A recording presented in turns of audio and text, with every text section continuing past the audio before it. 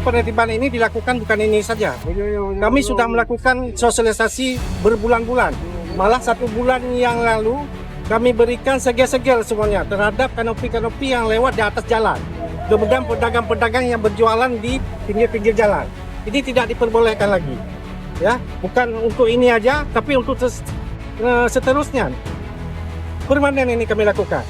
Ya, insya Allah pada mulai hari ini anggota kami bersama TNI, Polri itu akan bertugas di pos yang telah kami sediakan.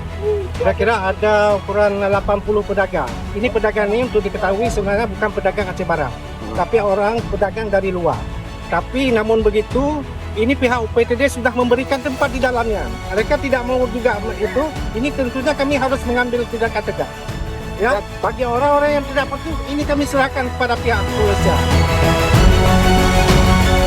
Dengan liar yang berada di Laut Daerah Selatan 2 ini memang sangat meresahkan kebersihan atau dinas kebersihan, karena para pedagang liar ini dia setelah berdagang itu semua sampah berserakan, sehingga tiap pagi tenaga penyapu jalan kita selalu membersihkan, sehingga kadang-kadang masih juga ketinggalan, sehingga jalan tersebut tidak benar-benar bersih. Makanya pada hari ini kita turun bersama tim